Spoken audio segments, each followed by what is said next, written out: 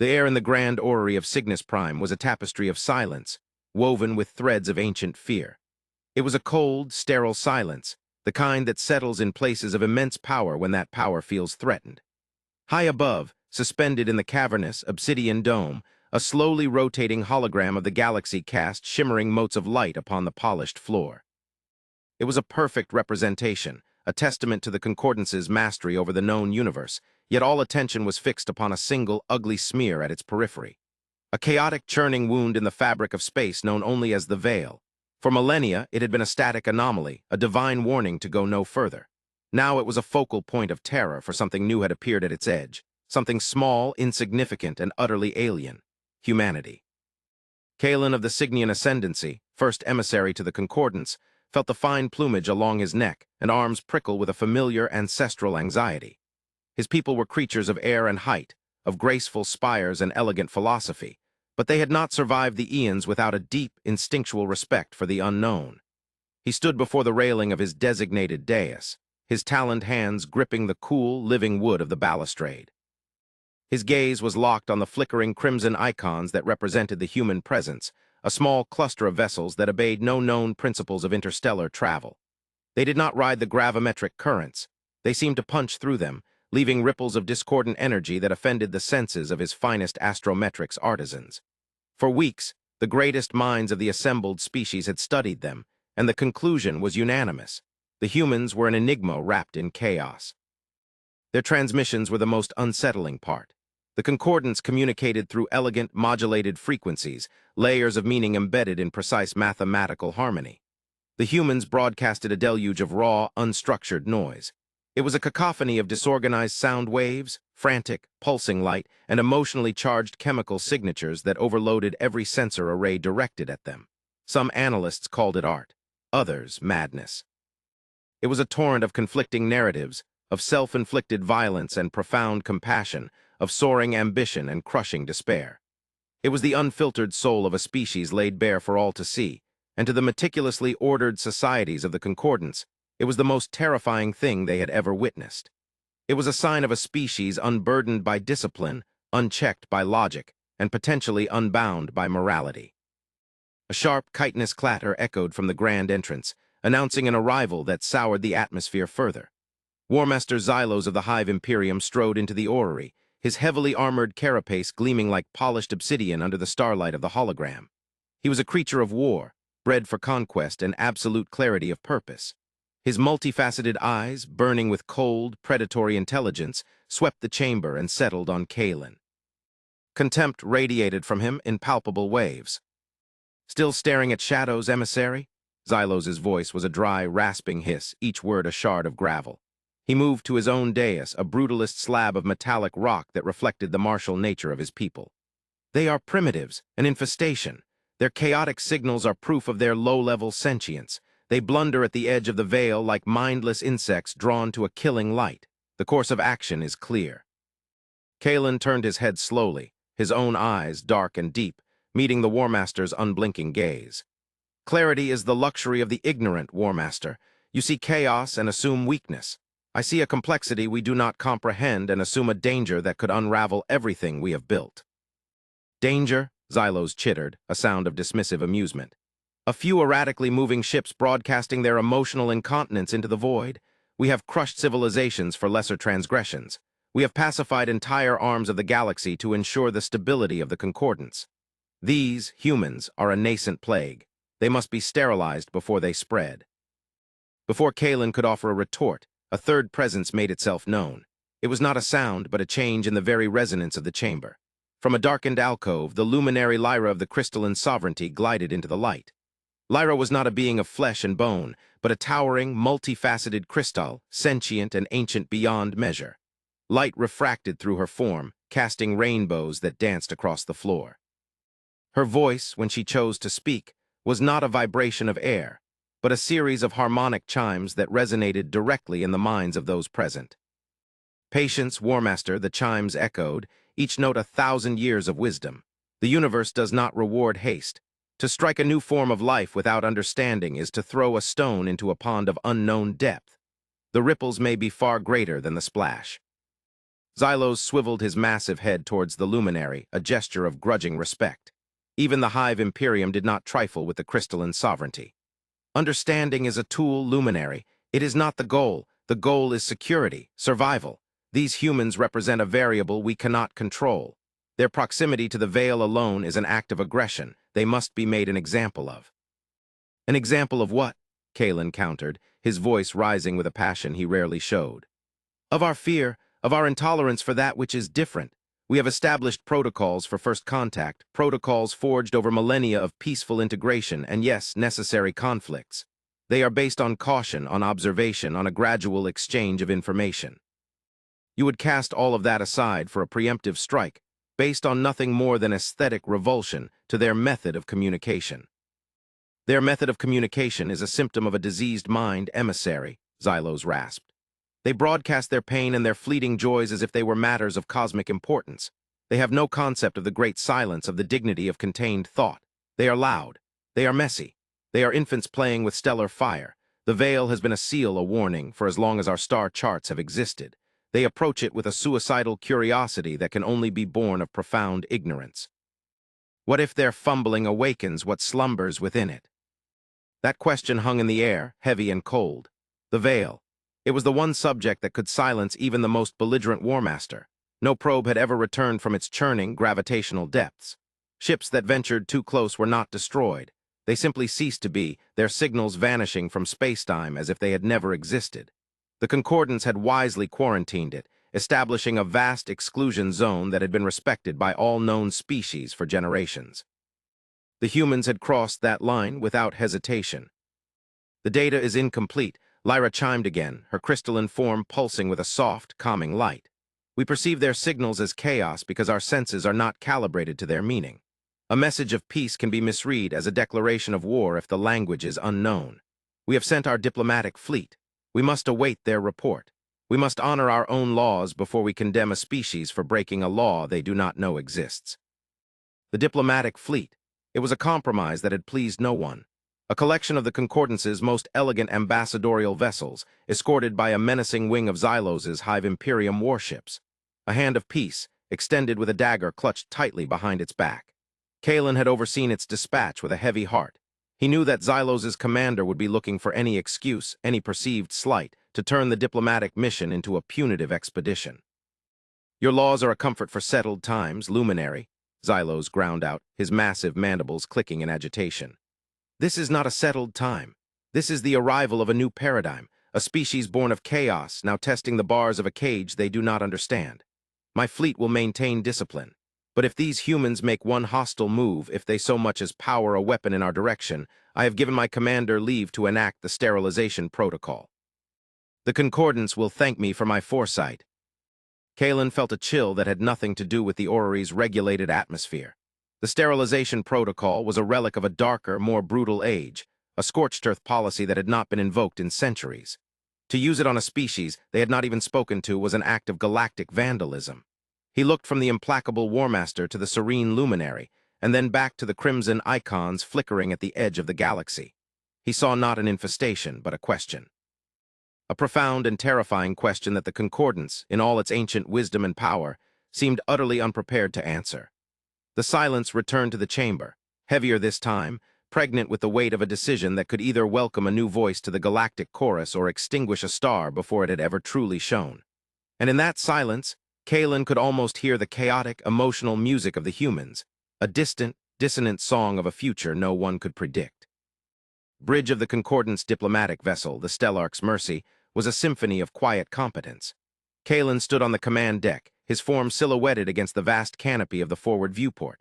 Outside, space was not the comforting, familiar black dotted with the gentle lights of concordance systems.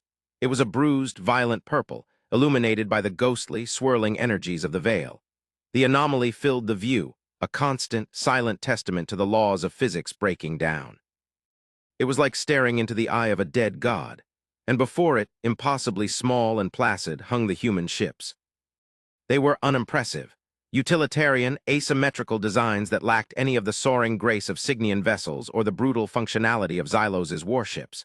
They looked like industrial tools, not starships. There were no visible weapon emplacements, no glowing energy conduits, no aggressive sensor arrays sweeping the Concordance fleet. They simply floated, waiting. "They have acknowledged our hails, emissary," reported the ship's communications officer, a being of the amphibious Lothana clade, her voice a series of soft, bubbling clicks. "They are responding, not with their usual chaotic broadcast, but with a focused signal. It is pure mathematics, prime numbers, the value of pi, the fine structure constant. They are establishing a baseline of shared reality." Kalen's feathers rustled. This was unexpected. It was a classic, if archaic, first contact protocol, one denoting a high degree of logical reasoning and a peaceful intent. It was completely at odds with the emotional deluge they had been broadcasting for weeks. "And the Hive Imperium fleet?" he asked, his voice low. The Lothana officer hesitated, her gills fluttering nervously. "Warmaster Xylos's commander, Subjugator Cathar, signals his fleet is in a defensive posture, emissary, but their weapon ports are open. Their energy signatures are climbing." Of course they were. Xylos's beasts knew only one response to the unknown, the threat of overwhelming force. Kalen closed his eyes for a brief moment, centering himself. "Open a channel to the humans. Use the mathematical foundation they have provided. Let us speak." A moment of static, and then a voice filled the bridge. It was not a voice, precisely. It was a synthesized tone, genderless, accentless, and perfectly calm. It spoke the high-trade tongue of the Concordance, a language of immense complexity that should have taken a new species years to master. The human entity spoke it flawlessly. "We are the entity designated humanity. We greet you. You have crossed into our designated zone of inquiry. Please state your intentions." The sheer, placid arrogance of the statement stunned the bridge crew into silence. Their designated zone of inquiry? This was a quarantined, forbidden region of Concordance space. Kalen stepped forward, his own voice steady and formal. "I am Emissary Kalen of the Cygnian Ascendancy, speaking for the assembled powers of the Galactic Concordance. This is not a human zone. This is the Veil Exclusion Zone, a dangerous and restricted area under Concordance law. It is you who are in transgression. We are here to understand your purpose and to request your immediate withdrawal." There was no pause for deliberation. The response was instantaneous. "We acknowledge your claim. We do not acknowledge your authority. The anomaly you call the Veil is an object of scientific and existential importance. Our purpose is its study. We will not withdraw." A low growl emanated from the tactical station, where Subjugator Cathar's liaison officer was monitoring the exchange. Kalen could feel the tension on the bridge ratchet up to an almost unbearable level. The humans were polite, but their refusal was absolute. It was a direct challenge, delivered with the serene confidence of a being that perceives no threat. "Your studies endanger you and potentially the entire sector," Kalen pressed, trying to maintain the diplomatic high ground. "The Veil is not understood. It is a source of immense destructive potential. Your presence here is an act of recklessness." "Recklessness is action without knowledge," the synthesized voice replied, its calmness unnerving. "We are here to acquire that knowledge. We have been monitoring your approach. Your fleet composition is contradictory. You send vessels of peace alongside vessels of war. The energy signatures of your military escort are escalating. Please clarify your intentions. Are you here to speak, or are you here to threaten?" The directness of the question was a splash of cold water. They understood the hypocrisy of the Concordance's mission. They were not primitives. They were analytical, observant, and unafraid. Kalen felt a dawning realization that they had misjudged these beings on every conceivable level. The chaotic broadcasts were not a sign of a primitive mind. They were a deliberate choice, a filter, perhaps, or a test. It was then that Subjugator Cathar, aboard his Hive flagship, made his move. A tight-beam communication for Kalen's ears only sliced through the diplomatic channel. "They defy the will of the Concordance emissary. They admit their transgression and refuse to yield. This is sufficient cause. I am powering main cannons. We will give them one final warning." "Stand down, Subjugator," Kalen commanded, his voice sharp with authority. "You will not fire without my direct order. We are in a diplomatic negotiation." "This is not a negotiation," Cathar's voice rasped back. "It is an ultimatum. They will learn respect." Before Kalen could argue further, the human voice spoke again, its placid tone unchanged, yet somehow carrying an immense weight. "We observe your military vessels preparing to fire. We advise against this course of action. It would be inefficient." "Inefficient?" Cathar's voice boomed over the channel, now broadcasting openly to all ships. You will find the destructive power of a Hive Imperium battle group to be brutally efficient, alien. This is your final warning. Withdraw from the veil or be erased. The space between the two fleets crackled with energy. Kalen watched in horror as the Hive ships began to glow, their plasma conduits flaring with incandescent power. It was over. All his efforts at peace, undone by the arrogance of a single warrior culture. They had doomed themselves. And then everything changed. It did not begin with a flash of light or a tear in space. It began with a patch of darkness. A perfect circle of blackness appeared in the void behind the small human flotilla. It was a blackness so profound it made the surrounding space look gray and washed out. It was not the absence of light. It was the absence of everything. No energy readings, no gravitational fluctuations, no temporal displacement. It was a hole in reality. The sensors on the Stellark's Mercy screamed for a moment, then fell silent, unable to process the sheer null state of the phenomenon. On the bridge, every crew member froze, their attention utterly captivated. Kalen felt the air leave his lungs. Even the swirling chaos of the veil seemed to dim in comparison to this perfect, silent void. Slowly, majestically, a shape began to emerge from the circle of nothingness. It was vast. Kalen's mind struggled to reconcile the scale. It was larger than any ship in the Concordance fleet, larger than any space station he had ever seen. It dwarfed even the Hive Imperium's largest dreadnoughts, reducing them to the status of insignificant specks. But it was the nature of the vessel, not its size, that stole the breath and silenced the galaxy. It was not a warship. It was not a ship at all in any conventional sense. It was a piece of impossible geometry, a structure of interlocking, shifting fractal patterns that seemed to both absorb and ignore the light. Its surface was not metal or crystal or any known material. It was a living equation, a physical manifestation of some deep cosmic principle. There were no engines, no windows, no weapons. Just a silent, colossal, and utterly alien presence that radiated an aura of unimaginable age and intelligence. It did not feel threatening. It felt absolute. A collective hush fell over every bridge in the Concordance fleet. The chattering of tactical officers, the hum of energy systems, the frantic clicks of the communications crew, all of it ceased. The Galactic Visitors, so confident in their power, so assured of their place in the universe, fell utterly mute. Subjugator Cathar's command channel was dead air. The incandescent glow of the Hive warships faded, their energy levels dropping as if their crews had forgotten their purpose in the face of this thing. The title of Battleship that their intelligence had tentatively assigned to a rumored, larger class of human vessel was a laughable, pathetic understatement. This was not a weapon. This was a verdict. The calm, synthesized voice of the human envoy returned, echoing in the profound silence. We requested you clarify your intentions. Your military vessels chose threat. Therefore, we have chosen to clarify our own. The silence stretched on, a new kind of silence now, one of awe and dawning terror. Kalen stared at the impossible vessel, his mind reeling. They had come here expecting to chastise primitives, to swat away a minor nuisance. They had found something else entirely. A power so far beyond their own that comparison was meaningless. A species that had not been broadcasting chaos, but had been deliberately hiding its true nature behind a veil of it. Our apologies for any potential misinterpretations, the human voice continued, its placid tone now sounding less like calmness and more like infinite, unassailable patience. Your language databases contained an archaic term, battleship, for a primary sovereign vessel. It is an inaccurate descriptor. This is the Arc Veritas. It is not a ship of war. It is a vessel of inquiry. Its purpose is not to conquer, but to understand. The gigantic, fractal vessel shifted. A section of its surface flowed like liquid mercury, resolving into a colossal aperture miles across. It was not a weapon port. It was a lens. A sensor array of such scale and complexity that it made the Concordance's most advanced deep space observatories look like primitive looking glasses. The lens focused, not on the Concordance fleet, but on the veil. You perceive the veil as a threat, a boundary, the envoy stated.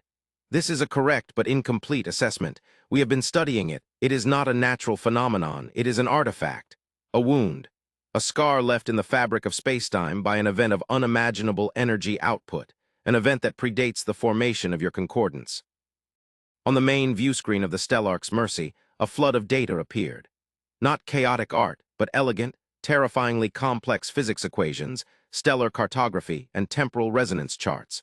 It was the humans' analysis of the veil, and it was generations ahead of anything the Concordance had ever produced. They had learned more about the anomaly in a few weeks than the Concordance had in its entire existence. The data showed that the veil was not stable. It was expanding. Slowly, imperceptibly on a generational timescale, but inexorably. The equations pointed to a future millennia away but mathematically certain, where its expansion would accelerate, unraveling the gravitational constants of the entire galactic arm. "You built a wall around a sickness and called it a quarantine," the human voice explained, without a hint of judgment. "We have come to diagnose the disease." Kalen finally found his voice, a faint, humbled whisper. What are you?" "We are humanity," the envoy replied simply. "We are a species that has learned a difficult lesson, that the universe is not hostile, but it is indifferent. That ignorance is the only true existential threat. We do not conquer, we do not expand for the sake of territory. We explore, we learn, we archive." The envoy paused, and for the first time a subtle shift in its tone occurred, a hint of something that might be described as solemnity. "The chaotic signals we broadcast were not madness. They were a gift, our complete history, our art, our philosophies, our greatest triumphs, and our most profound shames. We offered you our soul, openly and honestly, as a gesture of first contact. We believe that true understanding cannot begin without total transparency.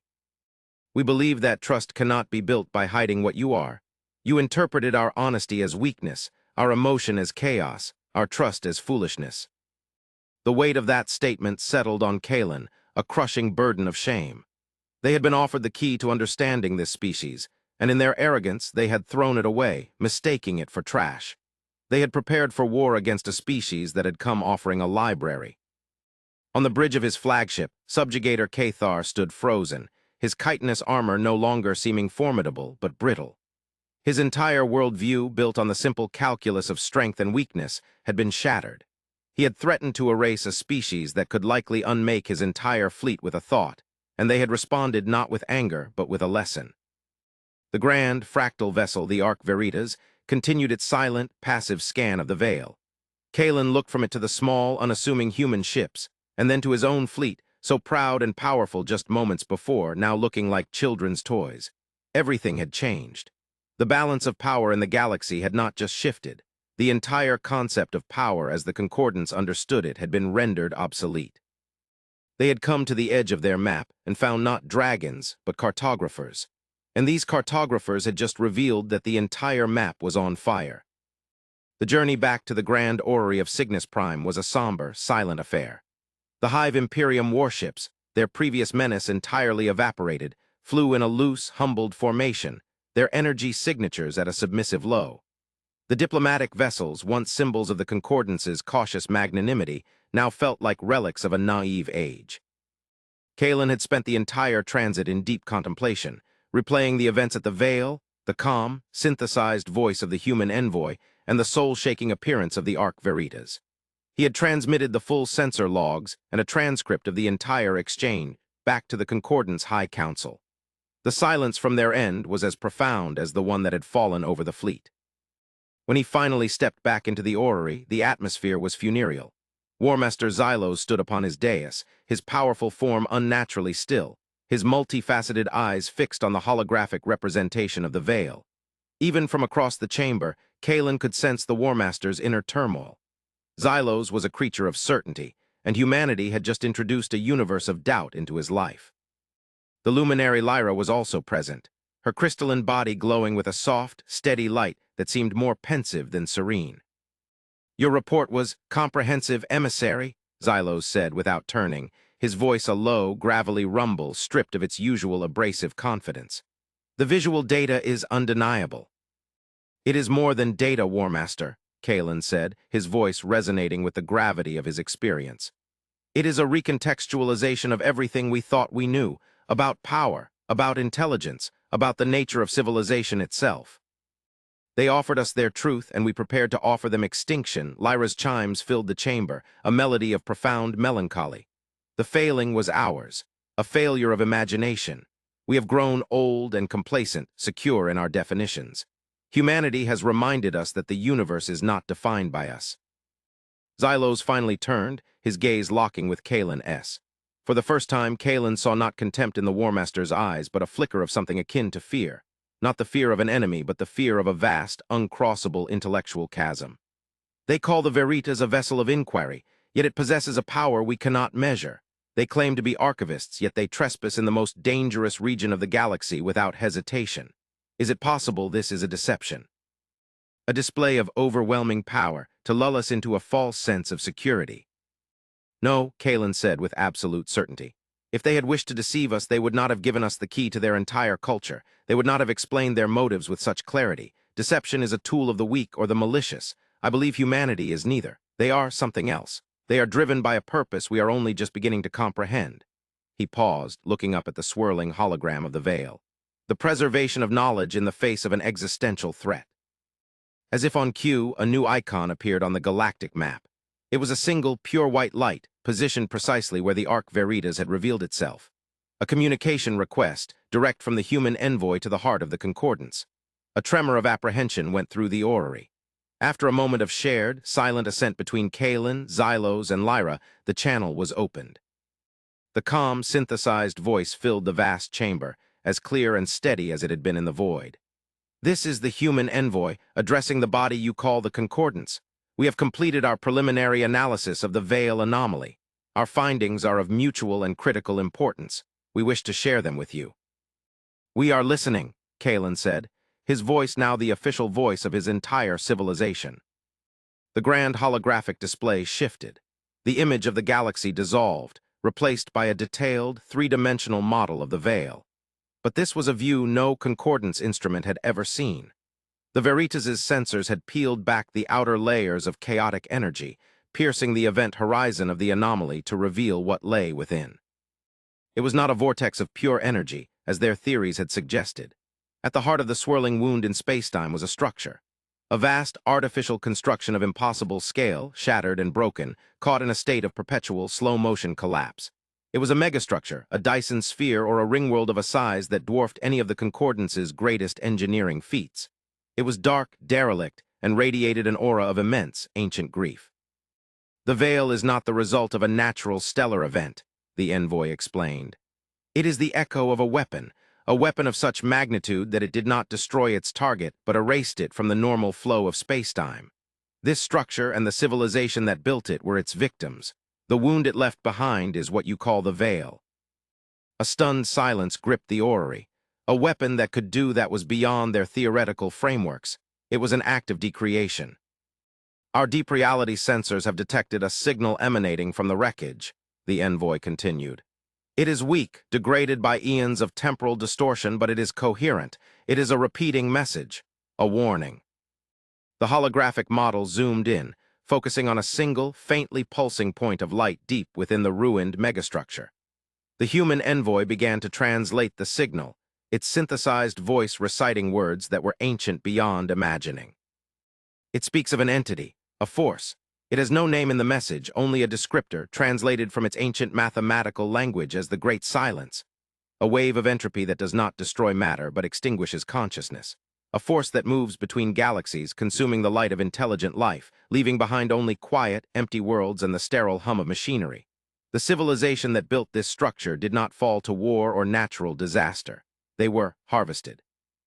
Xylos took a staggering step back, his chitinous legs scraping against the stone dais. Kalen felt a coldness spread through him that froze the very marrow in his bones. This was the true nature of the universe. Not a grand tapestry of rising and falling civilizations, but a garden, tended by an unseen, malevolent farmer. The message is a distress call and a final testament, the envoy's voice concluded. It warns that the silence is patient. It can lie dormant for millions of years. It is drawn to the complex energy patterns of widespread, interconnected consciousness. The rise of a galactic community like your concordance creates a beacon, a signal that says, here we are, here is the light. The weapon that created the veil was a last, desperate attempt by this precursor civilization to sever their connection to the galactic consciousness, to hide from the silence. They failed. They only succeeded in creating a scar that would one day draw the attention of others like us. The revelation was complete. The humans had not come because they were curious about an anomaly. They had come because they had detected the symptoms of the galaxy's ultimate predator. Their frantic quest for knowledge, their archiving of their own culture, it was all cast in a new, terrifying light. It was not a philosophical choice. It was a survival strategy. They were building a firewall against the dark. A new alliance was being forged in that chamber, not through treaties or negotiations, but through a shared, dawning horror. The petty squabbles, the pride, the arrogance of the concordance, all of it seemed like the games of children in a house they did not know was haunted. Humanity, the strange, chaotic, unpredictable newcomers, had arrived not as a threat, but as the bearers of a terrible truth. They were the watchmen on a wall the concordance never even knew existed. "The signal contains more," the human envoy said, its voice drawing them back from the precipice of despair. "Coordinates, not to a place but to a network of ancient, abandoned gateways, a pathway leading out of this galaxy into the intergalactic void, a final, desperate hope left by the fallen, a way to escape." The weight of this final piece of information was almost too much to bear. An escape, an admission that the galaxy itself was a trap. Kalen looked at Xylos, whose warrior instincts were now being recalibrated to face an enemy of unimaginable scope. He looked at Lyra, whose ancient wisdom was now confronted with a history far older and darker than her own. And he looked at the single white icon of the Arc Veritas on the map, a symbol of a species that had faced the darkness and chosen not to flee, but to study it, to understand it, and to stand against it. In the profound silence of the orrery, with the ghost of an ancient warning echoing in their minds, Kalen understood. Humanity's greatest strength was not their technology, not their logic, not even their incredible power. It was their spirit, a spirit that, in the face of cosmic indifference and unimaginable terror, chose to broadcast its art, its music, its sorrow, and its love into the void. It was a defiant act of existence, a declaration that even if the silence was coming for the light, they would burn as brightly as they could until the very end. The fear he had felt for humanity was gone, replaced by a humbling, terrifying, and deeply profound awe. The galaxy was far larger and more dangerous than they had ever imagined, and their only hope for survival had just arrived, not with a fleet of warships, but with an open book and a terrible, necessary truth. The future was no longer a question of diplomacy or territory. It was a question of survival, and they would face it together, or not at all.